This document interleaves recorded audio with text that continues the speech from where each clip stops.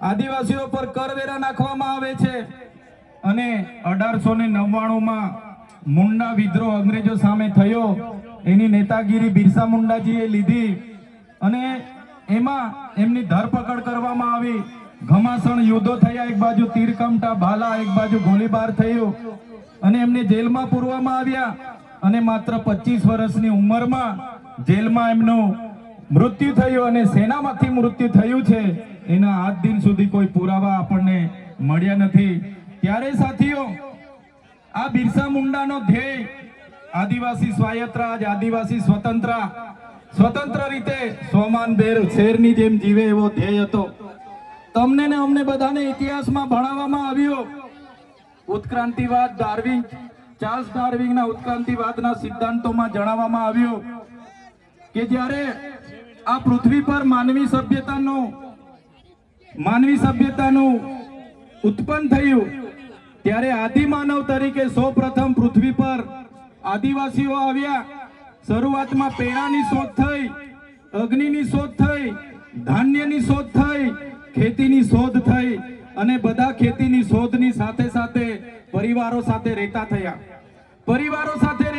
એટલે નાના નાના ગામો, નાના નાના કબીલાઓ બન્યા અને એ કબીલાઓના મુખીઓ બન્યા, સરદારો બન્યા અને શાંતિથી પ્રકૃતિ સાથેનું એમનું જીવન ચાલુ હતું.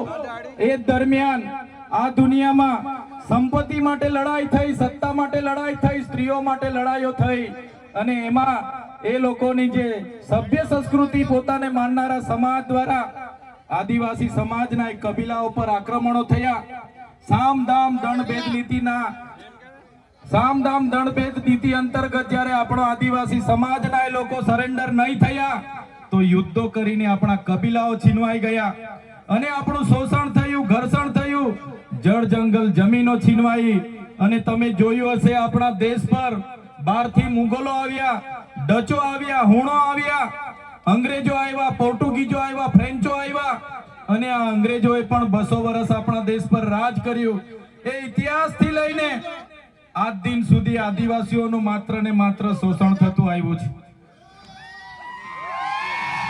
ત્યારે આદિવાસીએ આઝાદીની લડતમાં પણ તમે જોયું હશે, તમે બિરસા મુંડાનો ઇતિહાસ વાંચો, તમે ગુરુ ગોવિંદનો ઇતિહાસ વાંચો, ટાટિયા મામા ખાદ્ય નાયકનો ઇતિહાસ વાંચો, તમે માનગઢ ધામમાં થયેલો હત્યાકાંડનો ઇતિહાસ વાંચો, તમે દડવાડામાં પાલ દડવામાં થયેલો હત્યાકાંડનો ઇતિહાસ વાંચો, તો આ ઇતિહાસમાં આદિવાસીઓ અંગ્રેજોને હંપાવ્યા પણ કૂટનીતિ કરીને અંગ્રેજોએ આપણા લોકોને નરસંહાર કરી અને આપણા વિસ્તારમાં આપણા ક્રાંતિકારી લોકોને શહીદીઓ હોરવી પડી.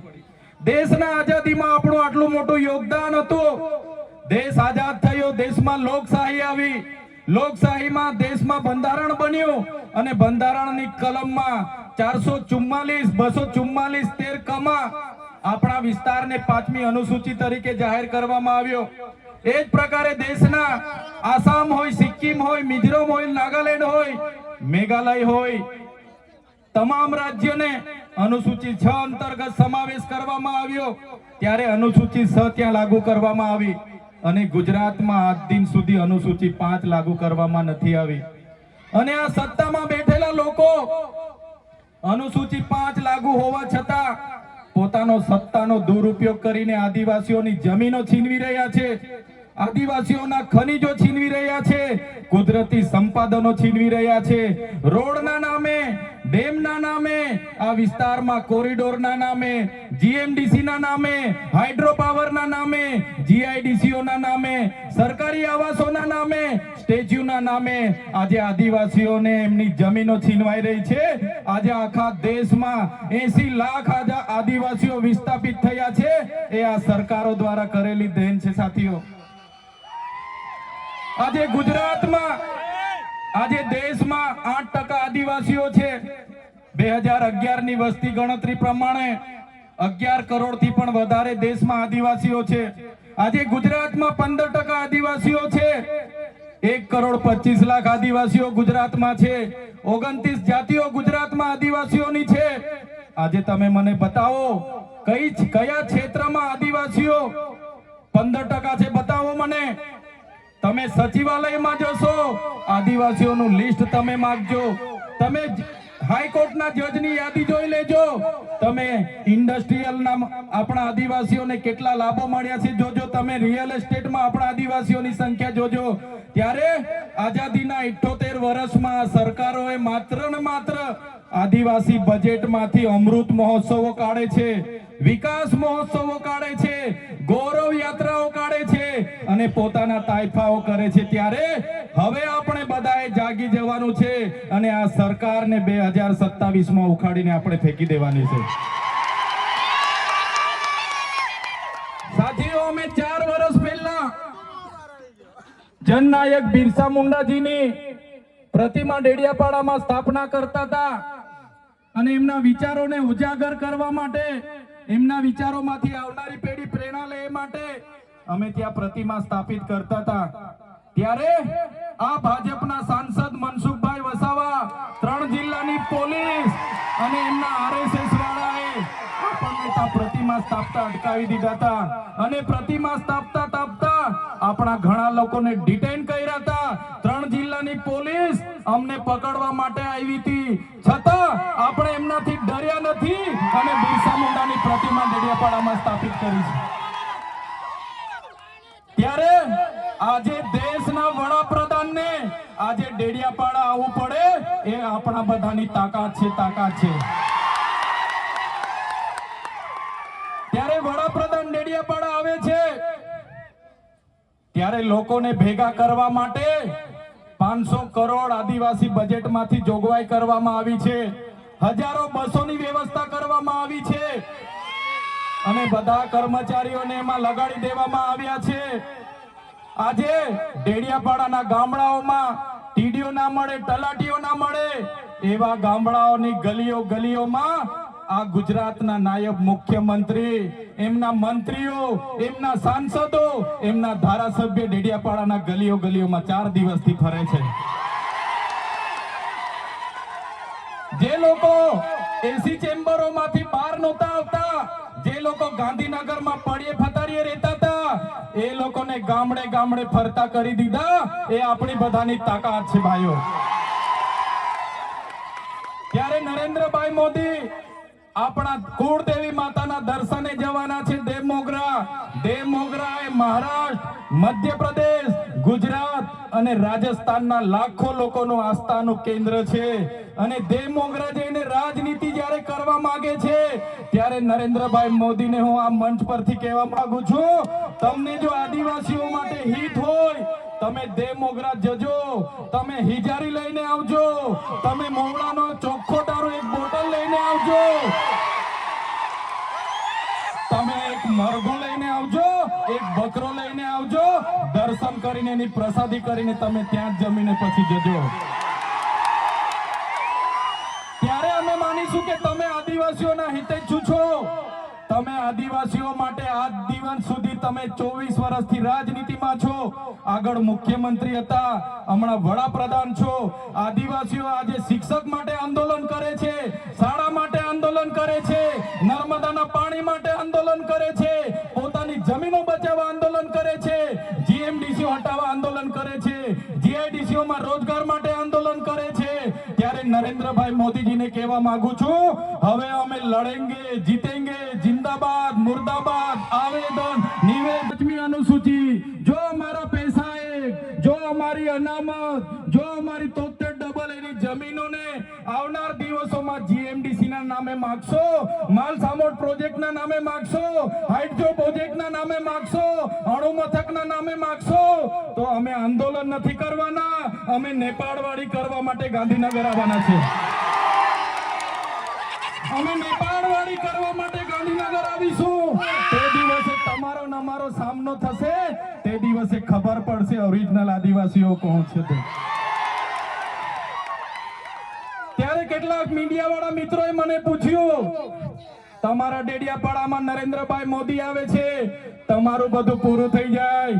ત્યારે મેં મીડિયા વાળાને મિત્રોને કીધું, નરેન્દ્રભાઈ મોદી આવીને જાય પછી એમના મિત્ર ડોનાલ્ડ ટ્રમ્પને પણ લઈ આવજો, અમારા લોકોને ક્યાંય ફેર પડવાનો નથી. હવે અમારા લોકો જાગી ગયા છે, અધિકારોની વાત કરીએ છે. સંવિધાન અધિકારો અમને આપો, સામાજિક અધિકારો આપો. અમને જે મળેલી અમારા અધિકારોની વાત અમે કરીએ છીએ ત્યારે અમને ખબર પડી ગઈ કે આદિવાસી સમાજ હવે જાગૃત થયો છે. ત્યારે બિરસા મુંડાના રથ જ્યારે લઈને ફર્યા, એમના મંત્રી તંત્રી મારું નામ લઈને મને ગાળ બોલે કે પેલો ચૈતર વસાવો અહીંયા આવે છે, આમ કરે છે, તેમ કરે છે, ફલાણું કરે છે, ઢીકડું કરે છે. એ મંત્રીઓને પણ કહેવા માંગુ છું, એ પ્રદેશ પ્રમુખને પણ કહેવા માંગુ છું, ચૈતર વસાવાને ગાળ બોલવાથી અમારા આદિવાસીઓનું ઉત્થાન નથી થવાનું. તમે આદિવાસીની ઉત્થાનની વાત કરો. મને ગાળ બોલવાથી અમારા લોકોનો જો વિકાસ થઈ જવાનો હોય તો હું દરરોજ તમારી ઓફિસે તમારી ગાળ ખાવા માટે પણ તૈયાર છું. સાથીઓ, અમે આનંદભાઈ સાથે વિધાનસભામાં લડીએ, રોડ પર લડીએ, સદન પર લડીએ અને આદિવાસીઓની ન્યાયની વાત કરીએ, અધિકારની વાત કરીએ. આ લોકોને ગમતું નથી. આનંદભાઈ પર અનેક કેસ થાય, મારા પર અનેક કેસ થાય, અમને જેલોમાં નાખવામાં આવે, પણ અમે આ સરકારની જેલોથી અમે ડરવા વાળા લોકો નથી, અમે લડવા વાળા લોકો છે. સાથીઓ, મંચ પરથી કહેવા માંગીએ છીએ, આ ચૈતર વસાવાના, અનંત વસાવાને જ્યારે સમાજની જરૂર પડશે અમે આ ધડ ધરવા માટે પણ તમારી સાથે તૈયાર છે. આ ધડ ધરવા માટે પણ અમે સમાજ માટે તૈયાર છે. એક ગુજરાતના મુખ્યમંત્રી ભૂપેન્દ્રભાઈ પટેલ, એક ગુજરાતના ઉપમુખ્યમંત્રી હર્ષભાઈ સંઘવીની પોલીસમાં પાણી નથી કે આ ચૈતર વસાવાના અનંત પટેલને અરેસ્ટ કરી શકે. ત્યારે સાથીઓ, જાગવાની જરૂર છે. આગળ ડોક્ટર સાહેબે કીધું, આપણી જે મૂળ સંસ્કૃતિ છે આપણે ભૂલી ચાલ્યા. આપણો નંદરિયો દેવ, આપણો ગામનો હિમારિયો દેવ, આપણો વાઘ દેવ, ગોવાળ દેવ, આપણો કાળિયો ભૂત, આપણે ધરતી માતાને પૂજનારા, આપણે નદી નાળાને પૂજનારા, આપણે ચંદ્ર અને સૂર્યને પૂજનારા, આપણે પ્રકૃતિના પૂજક તરીકે છે. ત્યારે જન્મ મરણની વિધિ, લગ્નની વિધિ આપણે ભૂલી ચાલ્યા છે. ત્યારે આજે આ લોકો આપણા પર જાતિનો દાખલો માંગે છે, પુરાવા માંગે છે. ભણેલા છોકરાઓને પૂછી લો. સાથીઓ, જે આપણી રીત પરંપરાઓ છે, આપણો જે પહેરવેશ છે, આપણા પૂર્વજો આઝાદી પહેલા ઓળખી કાઢતા હતા. ગોરા અંગ્રેજો આવ્યા, એમના પહેરવેશ, એમની બોલી પરથી આપણા પૂર્વજો જાણી ગયા કે આપણા દુશ્મન છે. આજે તો આપણે એ લોકોની સંસ્કૃતિ અપનાવતા થઈ ગયા, એ લોકોના પેન્ટ શર્ટ પહેરતા થઈ ગયા, એ લોકોના જીન ટી શર્ટ પહેરતા થઈ ગયા, એ લોકોના બૂટ સૂટ આપણે પહેરતા થઈ ગયા. આપણી બહેનો પણ આજે પંજાબી પહેરતી થઈ ગઈ, ડ્રેસ પહેરતા થઈ ગયા, ચણિયા ચોરી પહેરતી થઈ ગઈ, જીન શર્ટ ટી શર્ટ પહેરતા થઈ ગયા. ત્યારે આવનારા દિવસોમાં આપણો દુશ્મન કોણ છે તે આપણને ખબર પડવાની નથી. ત્યારે આપણે મૌલિક નૈતિક મૂલ્ય આપણે જાળવવા પડશે. આપણી બોલી ભાષા આપણે સાચવવી પડશે. આપણો પહેરવેશ, આપણી સંસ્કૃતિ, આપણા વારસામાં મળેલી આપણી પરંપરાઓ, રીત રિવાજો આપણે સાચવવા પડશે. સાથીઓ, આપણા વિસ્તારમાં વૈશ્વિકરણના નામે જમીનો છીનવાય છે, ઔદ્યોગિકરણના નામે જીઆઈડીસી આવી, એમાં જમીનો છીનવાઈ ગઈ. અને તમે જોઈ લો, આજે ધર્માંતરણના નામે આદિવાસીઓને ભોળવામાં આવે છે. આજે શિક્ષણના નામે ધર્મના પ્રચારો થાય છે. ત્યારે મારા આદિવાસી સાથીઓને કહેવા માંગુ છું, જળ જંગલ જમીન પરના અધિકારો પણ નથી બચાવી શકવાના. ત્યારે આ લોકોને આપણે કહેવાનું છે કે આપણે હવે ઓરિજિનલ આદિવાસીની રીત રિવાજમાં, પહેરવેશમાં, આવા કાર્યક્રમમાં આપણા હજારો સાથે, વાજિત્રો સાથે ઉપસ્થિત થયેલા છે. ત્યારે મારા તમામ વડીલો, તમામ યુવાનો, માતા બહેનોને વિનંતી છે કે આ કાર્યક્રમ એ સમાજનો કાર્યક્રમ છે અને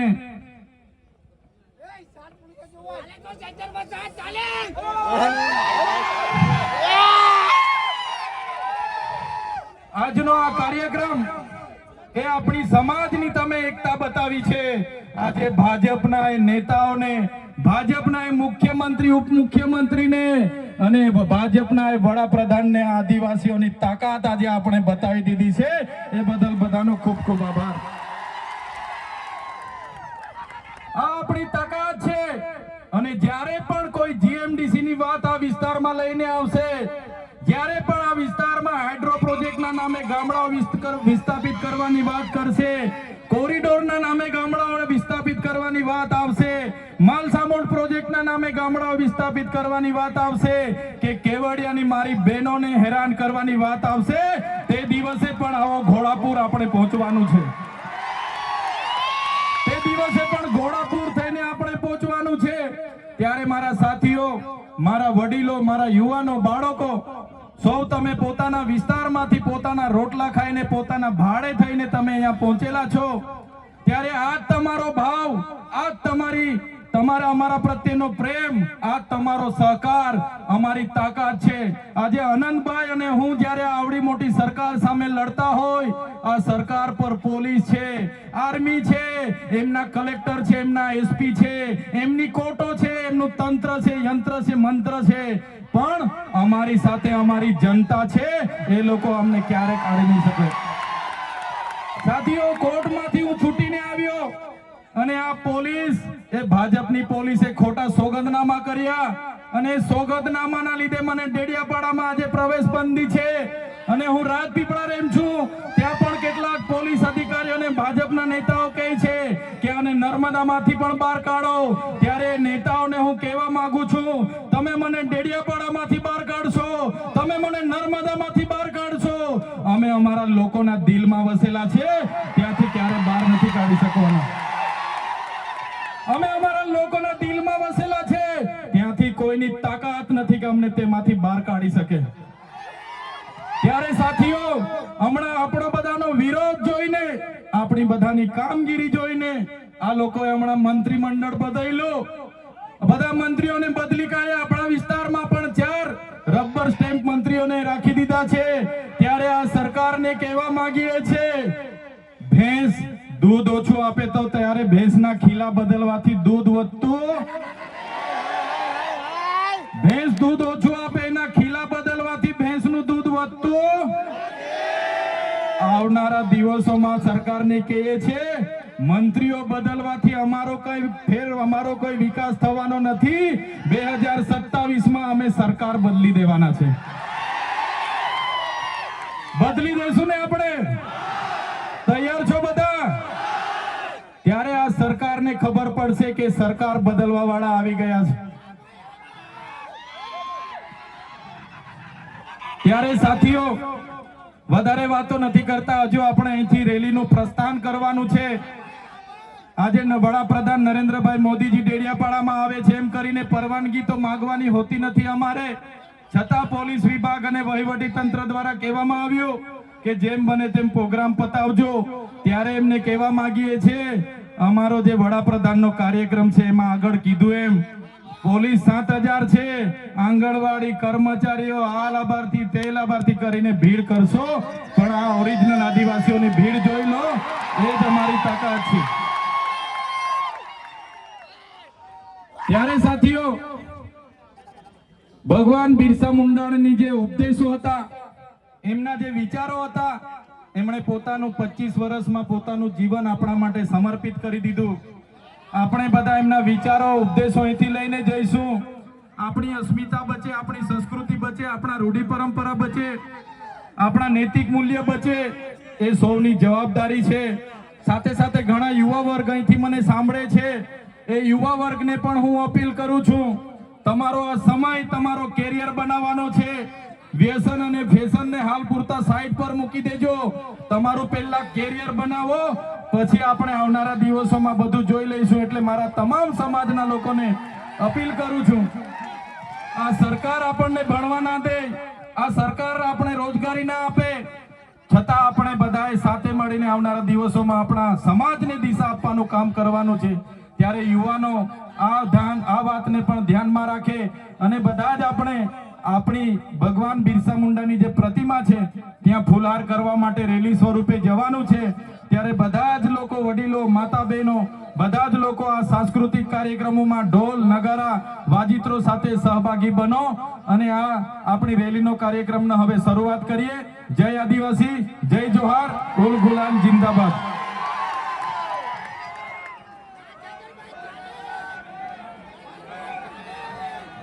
હાલો ભાઈ, આપણે આ જંગાર સુપર જંગાર બેન્ડ વાળાને મારી વિનંતી કે તમારી બેન્ડ ચાલુ કરો. બીજું, અહીંયા આગેવાનોને મારી ખાસ વિનંતી છે કે આ જે ખુલ્લી ગાડી છે એમાં આપણા બે જ ધારાસભ્ય બેસવાના છે, કોઈ ખોટું લગાવશો નહીં. મહેરબાની કરીને ગાડીની અંદર કોઈ ચડતા નહીં. આપ સૌને ખૂબ હાથ જોડીને વિનંતી કરું છું. ને ભાઈ ઝંખાર વાળા તારું બધું સાઉન્ડ વગાડી દે, જેટલું જોરથી વાગે એટલું. બરાબર, ચાલુ કરો. થોડાક આગેવાનોની ડિમાન્ડ છે કે આદિવાસીની ઓળખ તમે બતાવી દો છેલ્લે. આ બાજુ બધા ધ્યાન આપજો. આદિવાસીની ઓળખ આપણે ભૂલવાની નથી. આ બાજુ બધા પાછળવાળા ધ્યાન રાખજો, બધા ઉપરવાળા, પેલા ખૂણાવાળા, છેલ્લેવાળા બે હાથ ઊંચા કરો. જમણા હાથની મુઠ્ઠી વાળો, બેનો જમણા હાથની મુઠ્ઠી વાળો, મારી બધી બેનો જમણા હાથની મુઠ્ઠી વાળો. હવે ચાલુ કરો. આદિવાસી એટલે